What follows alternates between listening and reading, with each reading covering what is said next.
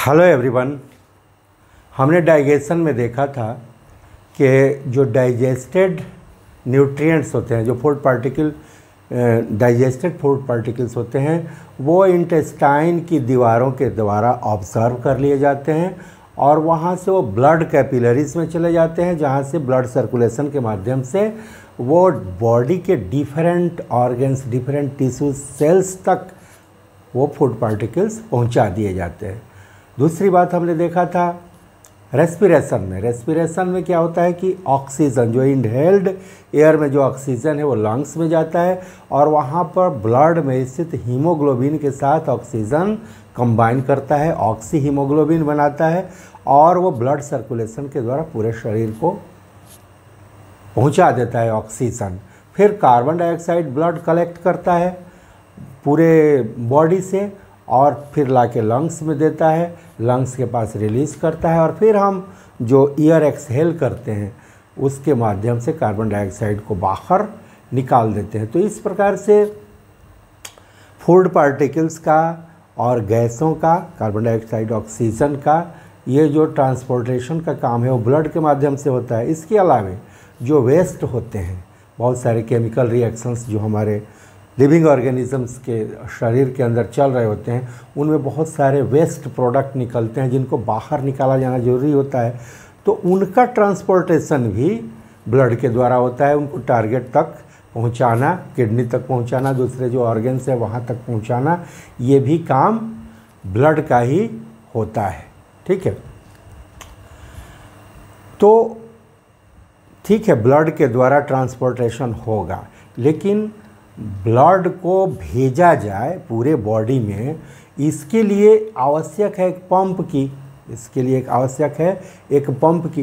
तो ये जो हमारा हार्ट है ये पंप का काम करता है, ये पंप का काम करेगा, लेकिन डिफरेंट बॉडी पार्ट्स तक पहुंचाने के लिए एक ट्यूब का नेटवर्क भी चाहिए, एक नेटवर्क चाहिए नलियों का, ताकि ये ब्लड पूरे शरीर तक पहुंचाया जा सके। ठीक है, और दूसरी बात, एक रिपेयर सिस्टम भी चाहिए, कहीं कोई इंजरी हो जाए, कहीं कोई फ्रैक्चर हो जाए इन नलियों के बीच में, तो उनको रिपेयर किया जा सके। तो ये तीनों ही सिस्टम प्रकृति ने हमको दे रखा है। तो आइए देखते हैं हार्ट। ये जो हमारा हार्ट है ये एक मस्कुलर स्ट्रक्चर्स है, फिस्ट की तरह, मुट्ठी के बराबर ये मतलब इसका स्ट्रक्चर होता है। इसमें जैसा कि हम देख रहे हैं कि ह्यूमन बीइंग्स में ये 4 चेम्बर्स दिख रहे हैं, 1, 2, 3 और 4 चेम्बर्स होते हैं। हमने अभी देखा कि ब्लड के माध्यम से ऑक्सीजन और कार्बन डाइऑक्साइड, ये दोनों का ट्रांसपोर्टेशन होना है और ये दोनों ही ब्लड में लाए जा रहे हैं। तो इनको सेपरेट रखना ज़रूरी है और इसीलिए चेम्बर की व्यवस्था की गई है। ठीक है, अलग अलग जो चैम्बर हैं, ताकि ऑक्सीजनेटेड ब्लड और डीऑक्सीजनेटेड ब्लड ये अलग अलग रखे जा सकें, इसके लिए चैम्बर्स की व्यवस्था की गई है। जैसा हम देख रहे हैं कि ऊपर जो चैम्बर दिख रहे हैं, ऊपर वाले जो छोटे चैम्बर्स हैं, इसको कहते हैं एट्रिया। ये हो गया राइट एट्रियम और ये हो गया लेफ्ट एट्रियम। नीचे जो बड़ी संरचना देख रहे हैं ये है राइट वेंट्रिकल और ये हो गया लेफ्ट वेंट्रिकल। इसमें हम देखेंगे कि एट्रियम की जो दीवारें होती हैं वो पतली होती हैं, जबकि वेंट्रिकल की दीवारें जो होती हैं वो काफ़ी मोटी होती हैं, मजबूत होती हैं।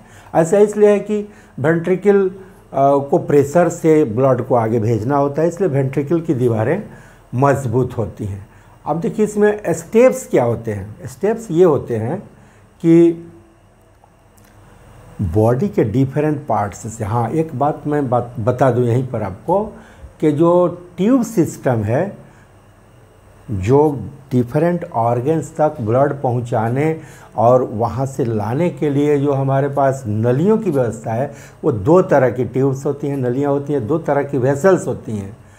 एक को कहते हैं आर्टरी और वेन। आर्टरी और दूसरा है वेन। आर्टरी वो नलियाँ होती हैं जो ब्लड को हार्ट से लेकर और बॉडी के डिफरेंट पार्ट तक पहुंचाती हैं।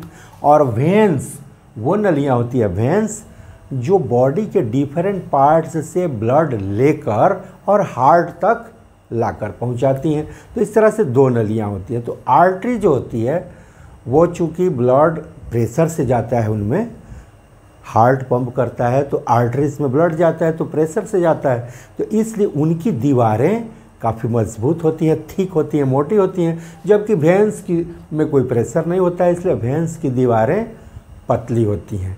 अब स्टेप्स देखते हैं होता क्या है। ये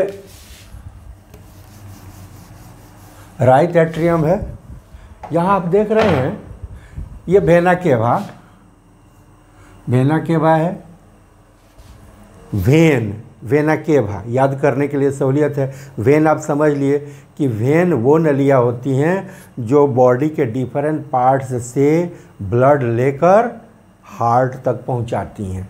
वेन से ही वेना केवा बना है। ये छोटी छोटी नलियाँ डिफरेंट ऑर्गन्स से आती हैं, फिर बड़ी नली में मिलती हैं, फिर वो मिलती हैं और इस तरह से एक नली बना देती है जिसको कहते हैं वेना केवा। तो हार्ट के नीचे निचले अंगों से जो ये नलियाँ आती हैं वो एक हो जाती हैं आकर, और जहाँ पर एक हो जाती हैं तो उनको कहते हैं vena cava. Vena cava from lower body, इसको पोस्टेरियर वेना केवा कहेंगे, पोस्टेरियर, पोस्टेरियर वेना केवा, यानी वो वेना केवा जो निचले बॉडी पार्ट्स से ब्लड को लाती हैं हार्ट में। और ऊपर आप देख रहे हैं vena cava from upper body, upper body से जो लाती हैं इसको कहते हैं anterior vena cava, anterior, anterior vena cava, यानी कि बॉडी के अपर पार्ट से ब्लड लेकर वो आती है। दोनों ही नलियाँ खुलती हैं कहाँ पर? राइट एट्रियम में। राइट एट्रियम में दोनों ही नलियाँ खुलती हैं जो कैसा ब्लड लाएंगी? डीऑक्सीजनेटेड, कार्बन डाइऑक्साइड युक्त ब्लड बॉडी के डिफरेंट पार्ट्स से ये वेना केवा लाएंगी कहाँ पर? ये राइट एट्रियम में। ठीक है, अब राइट एट्रियम से ये ब्लड आता है राइट वेंट्रिकल में। कैसे आएगा? जब वेंट्रिकल रिलैक्स होगा, मतलब उसमें फैलाव होगा, वेंट्रिकल में फैलाव होगा, जगह बनेगा इसमें, और इसमें थोड़ा सा कंस्ट्रिक्शन होगा, कॉन्ट्रैक्ट होगा एट्रियम, तो ये ब्लड आ जाएगा कहाँ पर? राइट वेंट्रिकल में। राइट वेंट्रिकल में ब्लड आ गया। अब होता क्या है कि राइट वेंट्रिकल जब कॉन्ट्रैक्ट होगा यानी संकुचित होगा, तो क्या होगा कि ये भी तो हो सकता है कि ये ब्लड जिस रास्ते से आया है उस रास्ते से बैक ये चला जाएगा एट्रियम में। इसलिए यहाँ पर एक वाल्व होता है, जो पैसेज है एट्रियम और वेंट्रिकल के बीच में जो पैसेज है वहाँ पर एक वाल्व होता है जो जब ये प्रेशर से अपने आप को संकुचित करेगा, कॉन्ट्रैक्ट करेगा वेंट्रिकल, तो क्या होगा कि ये वाल्व बंद हो जाएगा और ब्लड का बैकवर्ड मूवमेंट नहीं हो पाएगा। ठीक है, तो ये जब इस पर प्रेशर पड़ेगा तो यहाँ पर ये चला जाएगा, ये जो पल्मोनरी आर्टरीज आप देख रहे हैं, दो पल्मोनरी आर्टरी, तो प्रेशर जब पड़ेगा इस पर तो ये वाल्व बंद हो जाएगा और यहाँ से ये चला जाएगा पल्मोनरी आर्टरीज में, और पल्मोनरी आर्टरीज से ये लंग्स में चला जाएगा। ठीक है, ब्लड आया कहाँ पर? राइट एट्रियम में आया, राइट एट्रियम से राइट वेंट्रिकल में आया, और राइट वेंट्रिकल से कहाँ गया? पल्मोनरी आर्टरीज होकर ये चला गया लंग्स में। अब हमने पढ़ा है रेस्पिरेशन में कि लंग्स में ब्लड के साथ क्या होने वाला है कि वहाँ पर ये डीऑक्सीजनेटेड ब्लड है। ये वो ब्लड है जो बॉडी के डिफरेंट पार्ट्स से आया है, इसमें कार्बन डाइऑक्साइड होगी, तो वहाँ पर ये कार्बन डाइऑक्साइड रिलीज होगी लंग्स में, और ऑक्सीजन वहाँ पर ज्वाइन होगा। ऑक्सीजन ब्लड में मिलेगा। कैसे मिलता है? आरबीसी में जो हीमोग्लोबिन होता है, तो हीमोग्लोबिन के साथ ऑक्सीजन जुड़ता है, ऑक्सी हीमोग्लोबिन बनाता है, और इस तरह से वो ऑक्सीजनेटेड ब्लड कहलाएगा, ऑक्सीजनेटेड ब्लड। ठीक है, ये ऑक्सीजनेटेड ब्लड वहाँ से लंग्स से ये पल्मोनरी आर्टरीज के द्वारा कहाँ पर आएगा, लेफ्ट एट्रियम में। लेफ्ट एट्रियम में ऑक्सीजनेटेड ब्लड आएगा और यहाँ पर जब लेफ्ट वेंट्रिकल रिलैक्स होगी और एट्रियम कॉन्ट्रैक्ट होगा तो ये ब्लड आएगा लेफ्ट वेंट्रिकल में। कैसा ब्लड है ये, ऑक्सीजनेटेड है, क्योंकि लंग्स से ये आ रहा है, लंग्स से आ रहा है तो ये ऑक्सीजनेटेड ब्लड है। यहाँ पर क्या होगा कि यहाँ भी वाल्व है एक, लेफ्ट एट्रियम और लेफ्ट वेंट्रिकल के बीच में भी एक वाल्व है। जब ये कॉन्ट्रैक्ट होगा वेंट्रिकल, लेफ्ट वेंट्रिकल जब कॉन्ट्रैक्ट होगा तो ये वाल्व बंद हो जाएगा, ये वाल्व बंद हो जाएगा, बैकवर्ड मूवमेंट को रोकेगा। जो लेफ्ट वेंट्रिकल से ब्लड लेफ्ट एट्रियम में भी जा सकता है तो उसको रोकने के लिए यहाँ पर एक वाल्व है। अच्छा, यही पर मैं आपको बता दूं कि ये जो वाल्व होते हैं ना, एक वाल्व हमने आपको क्या बताया कि राइट एट्रियम से राइट वेंट्रिकल के बीच में जो वाल्व होता है उसको कहते हैं ट्राइकस्पिड,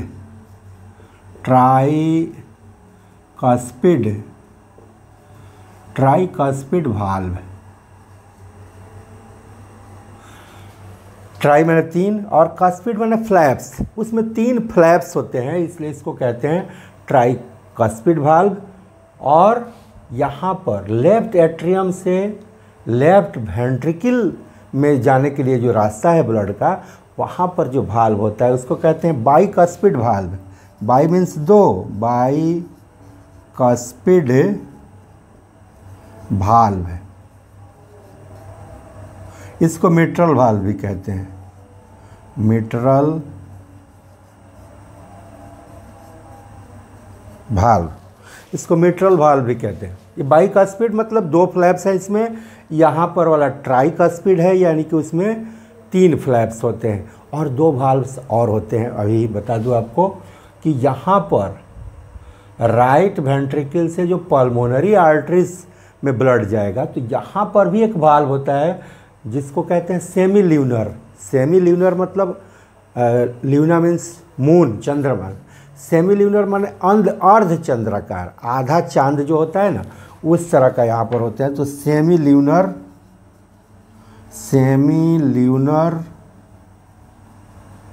वाल्व यहाँ पर होते हैं, सेमी ल्यूनर वाल्व्स। तो और एक वाल्व और होता है जो अभी आपको बता रहा हूँ।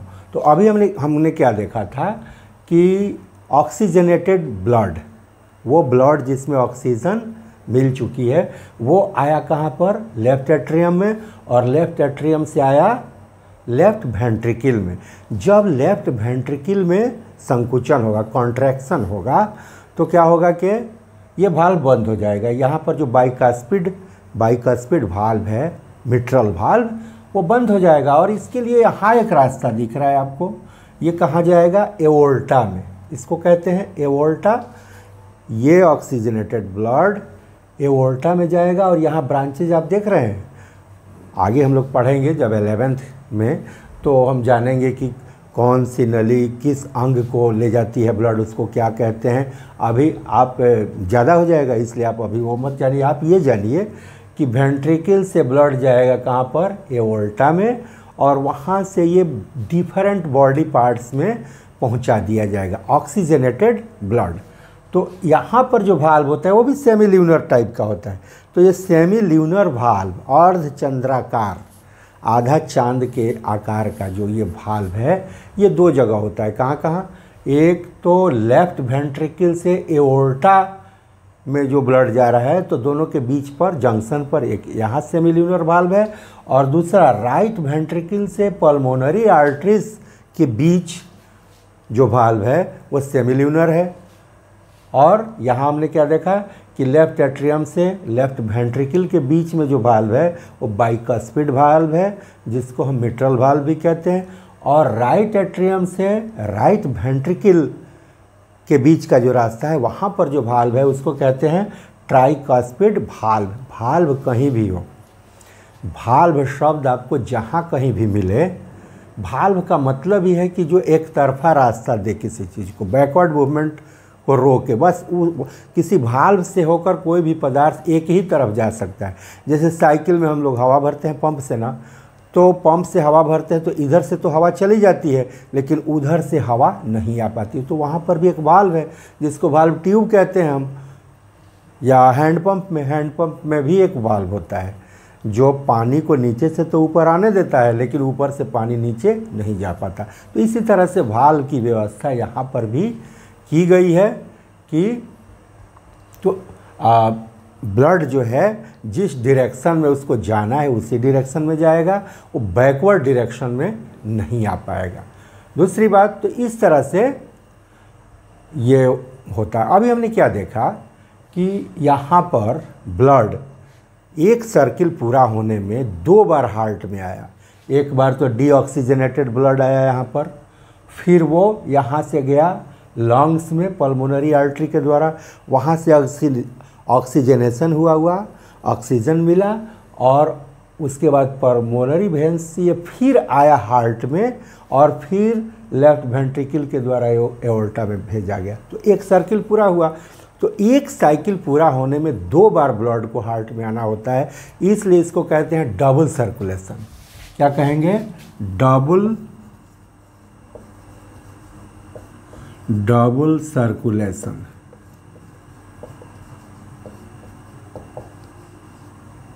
डबल सर्कुलेशन, चूँकि सर्कुलेशन का एक साइकिल पूरा होने के लिए ब्लड को हार्ट में 2 बार आना पड़ता है। फिशेस में, मछलियों में क्या है कि वहाँ पर 2 ही चैम्बर होते हैं। अभी हमने 4 चैम्बर देखा ना, मछली में 2 ही चैम्बर होता है, एक आर्टिया और एक वेंट्रिकल।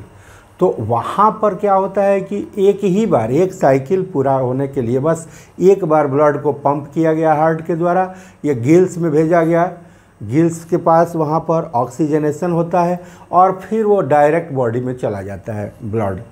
फिर हार्ट में आएगा तो दूसरे साइकिल के लिए आएगा।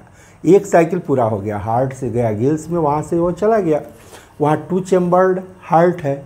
एम्फीबियंस में, रेप्टाइल्स में 3 चैम्बर्ड हार्ट होते हैं, और रेप्टाइल्स में भी क्रोकोडाइल जो होता है, घड़ियाल, उसमें 4 चैम्बर होते हैं, लेकिन बाकी रेप्टाइल्स में 3 ही चैम्बर हैं। एम्फीबियंस में भी 3 चैम्बर है। तो वहाँ क्या है कि ऑक्सीजनेटेड ब्लड और डीऑक्सीजनेटेड ब्लड को सेपरेट नहीं रखा जा सकता है। वहाँ वेंट्रिकल तो एक ही है, तो वहाँ काम चल जाता है, इसलिए कि वो कोल्ड ब्लडेड एनिमल्स होते हैं। कोल्ड ब्लडेड मतलब ऐसा एनिमल जिसके बॉडी का टेम्परेचर उसके इन्वायरमेंट के टेम्परेचर के अनुसार बदलता रहता है। लेकिन जो वार्म ब्लडेड एनिमल्स हैं, ह्यूमन बींग्स हैं, बर्ड्स हैं, ये सब जो वार्म ब्लडेड एनिमल्स हैं, इनमें क्या होता है कि बॉडी का टेम्परेचर एक डेफिनिट होता है कि इतना ही रहेगा बॉडी का टेम्परेचर, और उतना मेंटेन करने के लिए इनको एनर्जी की ज़रूरत होती है, ऑक्सीजन की ज़रूरत होती है। तो इसलिए ज़रूरी होता है कि ऑक्सीजनेटेड ब्लड को अलग रखा जाए। तो इस तरह की प्रकृति ने व्यवस्था की है कि ऑक्सीजनेटेड ब्लड अलग चैम्बर में रहे और डीऑक्सीजनेटेड ब्लड अलग चैम्बर में रहे। तो इस तरह की हमारे पास व्यवस्था है। ठीक है, अब देखिए अब होता क्या है। तो इस तरह से आप समझ गए कि किस तरह से ये ब्लड सर्कुलेशन काम करता है हमारे हार्ट का। बस सिंपल सी बात है, याद रखना है कि पूरे बॉडी से ब्लड आया राइट एट्रियम में, राइट एट्रियम से राइट वेंट्रिकल में, और राइट वेंट्रिकल से ये चला गया लंग्स में, और फिर लंग्स में इसका शुद्धिकरण हुआ, ऑक्सीजनेशन हुआ, कार्बन डाइऑक्साइड वहाँ मुक्त हुआ, और ऑक्सीजनेटेड ब्लड, ऑक्सीजन युक्त जो ब्लड है वो फिर पल्मोनरी वेन्स के द्वारा कहाँ पर आया? लेफ्ट एट्रियम में आया, लेफ्ट एट्रियम से लेफ्ट वेंट्रिकल में आया, फिर लेफ्ट वेंट्रिकल से ये एओर्टा में चला गया, जहाँ से कि पूरे बॉडी पार्ट में ये दे दिया गया। अब देखिए होता क्या है, बॉडी पार्ट्स में जब ये पहुँचता है, बॉडी पार्ट्स के पहले ही यहाँ एओर्टा आप देख रहे हैं, 3 नलियाँ यहाँ निकली हुई हैं। इसी तरह से इसकी ब्रांचिंग होते जाती है।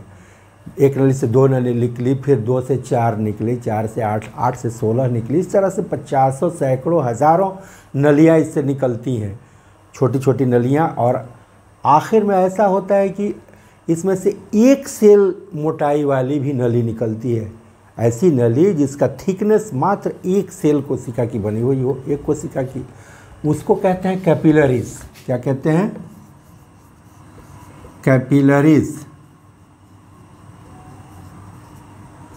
कैपिलरीज पतली नली, जो ऑर्गन्स में, टिश्यूज़ में जब ये नलियाँ पहुँचती हैं तो इतना पतली हो जाती हैं, इतनी पतली हो जाती हैं कि प्रत्येक सेल से इनका कांटेक्ट बन जाता है, और वहाँ पर कैपिलरीज में ही गैसियस एक्सचेंज होगा या मटेरियल का एक्सचेंज होगा।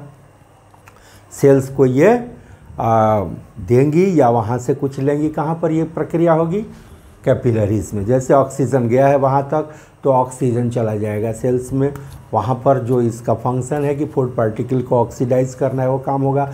कार्बन डाइऑक्साइड वहाँ से ले लेंगी। तो ये नलियाँ काफ़ी पतली हो जाती हैं वहाँ पर, और फिर उसी तरह से पतली नली वहाँ से शुरू भी होती है। जहाँ ये ख़त्म होती हैं वहाँ से पतली नलियाँ शुरू भी होती हैं इनसे जुड़ी हुई। वो पतली पतली नलियाँ फिर मोटी नली में जुड़ेंगी, वो फिर दूसरी मोटी नली में जुड़ेंगी। इस तरह से भेंस का निर्माण होगा। जहाँ पर आर्टरीज की कैपिलरीज बन गई हैं वहीं पर ये कैपिलरीज फिर आगे चलकर जुड़ती जाएंगी और इस तरह से मोटी नली का निर्माण करेंगी, और फाइनली वो वेना केवा बना देंगी। वेना केवा में क्या करेंगी? उधर से जैसे कार्बन डाइऑक्साइड वहाँ से लिया तो वो वेना केवा तक पहुँचा देंगी। डिफरेंट वेन्स, वेनलेट्स, मोटी वेन्स, फिर इस तरह से बनती जाएंगी और लास्टली क्या होगा कि वेना केवा तक पहुँचा देंगी। ठीक है, तो ये हो गया आर्टरीज और वेन्स। कैपिलरीज समझ में आ गया। पतली नली, एक कोशिका मोटी नली। वहाँ से होता क्या है कि कभी कभी टूट फूट होती है या एक्सटर्नल इंजरी हो गया, कहीं चोट लग गई, इंजरी हो गया, तो वहाँ से ब्लड बाहर निकलने लगता है। तो इससे 2 तरह के नुकसान होते हैं। एक तो ब्लड अगर निकलने लगा तो वो नली तो आगे भी जा रही है ना, तो यहाँ ब्लड अगर निकलने लगेगा तो नली में प्रेशर कम हो जाएगा, तो फिर आगे ब्लड पहुँचाने में दिक्कत होगी। एक तो बात कि ब्लड का लॉस भी हो रहा है, तो दोनों तरह के नुकसान होते हैं। तो इसलिए इस तरह के लीकेज को, ब्रेकेज को रिपेयर करना होता है। इसके लिए हमारे पास है प्लेटलेट्स। जो ब्लड में प्लेटलेट्स होते हैं वो तुरंत प्लग कर देते हैं, वो जो यहाँ इंजरी हुई है उसको प्लग कर देते हैं, और फिर वहाँ पर क्लॉटिंग की प्रक्रिया, खून को थक्का जमाने में ये मदद करते हैं, और इस तरह से ब्लड का जो लीकेज है वो बंद हो जाता है। तो ये तीनों ही प्रोसेस चलते रहता है। मतलब कि नलियों के बारे में आप जान गए, हार्ट के बारे में जान गए, और उसके रिपेयरिंग के बारे में जान गए। तो इस तरह से मेंटेनेंस के लिए प्लेटलेट्स की ज़रूरत पड़ती है। तो हमारा मुख्य जो मीडियम है, सर्कुलेशन का मीडियम है, वो क्या है? ब्लड है। मुख्य सर्कुलेशन का मीडियम है ब्लड। एक और फ्लूइड होता है हमारे शरीर में ब्लड के अलावे, ब्लड तो हुआ ही, एक और फ्लूइड होता है जिसको हम लिम्फ कहते हैं। लिम्फ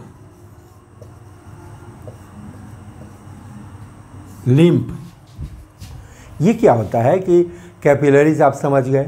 कैपिलरीज की नलियों के पोर्स से ब्लड प्लाज्मा बाहर निकल जाती है। ठीक है, ब्लड प्लाज्मा, इसको बॉडी फ्लूइड भी कहते हैं, टिश्यू फ्लूइड भी कहते हैं इसको, टिश्यू फ्लूइड। लिम्फ को टिश्यू फ्लूइड भी कहते हैं। होता क्या है कि कैपिलरीज, जहाँ पर पतली नलियाँ होती हैं कैपिलरीज, उनके पोर्स से प्लाज्मा, कुछ प्रोटीन्स, कुछ सेल्स भी बाहर निकल जाते हैं, और ये चले आते हैं कहाँ पर? जो ऑर्गन्स और टिश्यूज़ के कोशिकाओं के बीच में जो इंटरसेलुलर स्पेसेस होते हैं, इंटरसेलुलर स्पेस, 2 कोशिकाओं के बीच का जो खाली स्थान होता है, वहाँ पर ये फ्लूइड चला आता है, और वहाँ पर लिम्फ कैपिलरीज के माध्यम से ये आगे बढ़ते हैं, फिर लिम्फ वेन्स बनाते हैं, होती हैं वहाँ पर लिम्फ वेन्स, उसमें इनका स्राव होता है। कहाँ पर? इंटरसेलुलर स्पेसेस के बीच में। तो यहाँ पर होता क्या है कि एक तो टिश्यू फ्लूइड, जैसा कि ये नाम है इनका, ये हर टिश्यू को नम रखते हैं और एक रेगुलेशन करते हैं। ये मतलब ब्लड और ब्लड के बाहर का जो पार्ट है उनके बीच में मटेरियल्स और लिक्विड का एक रेगुलेशन। जैसे अधिक है प्लाज्मा में, मान लीजिए कि पानी ही अधिक है तो बाहर निकल जाता है यहाँ पर। और दूसरी बात कि डाइजेशन के दरमियान जो फैट का डाइजेशन होता है, फैट्स जो फैटी एसिड और ग्लिसरॉल में टूटता है ना, तो स्मॉल इंटेस्टाइन में जो एब्जॉर्प्शन होता है, फैट जो है वो ब्लड के माध्यम से सर्कुलेट नहीं होता है बल्कि लिम्फ के माध्यम से ही सर्कुलेट होता है। ये लिम्फ कलरलेस होते हैं, इनमें थोड़ी मात्रा प्रोटीन की भी होती है, और तो ये मतलब अलग इनका एक सर्कुलेशन चलते रहता है। और जब एक्सेस हो जाएगा ये फ्लूइड, तो ये एक्सेस फ्लूइड फिर बैक ब्लड में भी चले जाते हैं। कहाँ से जाएंगे? कैपिलरी के माध्यम से। कैपिलरी जहाँ पर है वहाँ से ये फ्लूइड फिर बैक जा सकते हैं ब्लड में। तो ब्लड से इंटरसेलुलर स्पेस में और इंटरसेलुलर स्पेस से ब्लड में इनका एक्सचेंज होते रहता है। तो इस तरह से आपके एनसीईआरटी के बुक में तो बस इतना ही दिया हुआ है। फिर हम लोग 11th के लिए जब पढ़ेंगे, 11th का जब क्लास हम अपलोड करेंगे तो उसमें डिटेल्स होगा, जिनको इंटरेस्ट होगा वो 11th वाला पढ़ेंगे। तो वहाँ कुछ ज़्यादा, हाँ, ब्लड प्रेशर का जिक्र है आपके बुक में। ब्लड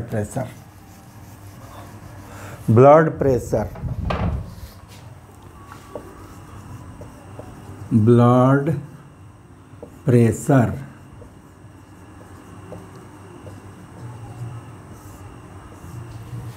जैसा कि नाम से लगता है, बीपी शॉर्ट में, बीपी प्रचलित टर्म है जो कि खूब इस्तेमाल होता है और बहुत सारे लोग ब्लड प्रेशर की बीमारी से प्रभावित भी आजकल।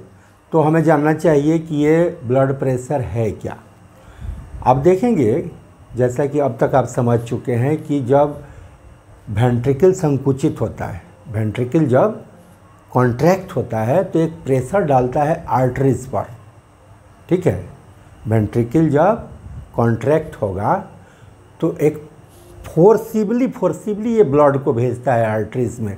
तो आर्टरीज की दीवारों पर इस तरह से जो प्रेशर पड़ता है ब्लड का, वही ब्लड प्रेशर है। तो ये प्रेशर दो तरह का होगा। एक तो जिस वक्त ये कॉन्ट्रैक्ट होती हैं आर्टरीज, तब जो प्रेशर होता है वहाँ पर आर्टरीज की दीवारों पर जो प्रेशर बनता है ना, उसको कहते हैं, कब? जब वेंट्रिकल्स कॉन्ट्रैक्ट हुआ, संकुचित हुआ, उस समय आर्टरीज की दीवारों पर जो ब्लड का प्रेशर बनता है उसको कहते हैं सिस्टोल। तो एक ये हुआ सिस्टोल। और जब ये रिलैक्स होता है, वेंट्रिकल तो रेगुलरली कॉन्ट्रैक्ट होगा, रिलैक्स होगा, कॉन्ट्रैक्ट होगा, रिलैक्स होगा, तो कॉन्ट्रैक्ट होगा उस समय के प्रेशर को कहते हैं सिस्टोल। और जब ये रिलैक्स होगा तो उसको कहते हैं डायस्टोल।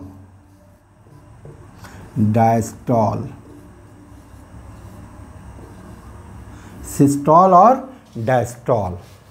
तो इसमें अंतर होता है। जो सिस्टोलिक प्रेशर होता है वो अधिक होता है और जो डायस्टोलिक प्रेशर होता है वो कम होता है।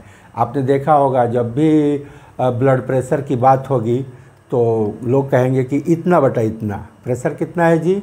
तो इतना बटा इतना। जैसे जो नॉर्मल रेंज है हमारा, जो नॉर्मल रेंज है वो है 120/80। तो ये 120 mmHg, millimetre of Hg, mercury, mmHg कहते हैं इसको, millimetre of mercury. Blood pressure जो हम मापते हैं ना, तो वो mmHg होता है, ठीक है। 120 सिस्टोलिक प्रेशर है और 80 क्या है? डायस्टोलिक प्रेशर है। अब ये अगर 180 से ज़्यादा होने लगता है, 120 से ज़्यादा होने लगता है, ये 80 से ऊपर होने लगा तो कहेंगे कि ब्लड प्रेशर हाई है, और अगर इसका मान इससे कम होने लगा तो कहते हैं कि ब्लड प्रेशर लो है। ठीक है, तो ब्लड प्रेशर का नॉर्मल रेंज है 120/80 mmHg, mercury, Hg for mercury. अब ये जो इंस्ट्रूमेंट है वो भी आपको जानना चाहिए। जो इंस्ट्रूमेंट है जिससे हम ब्लड प्रेशर को मापते हैं उसका नाम आपको याद होना चाहिए, एस्फिग्मोमैनोमीटर।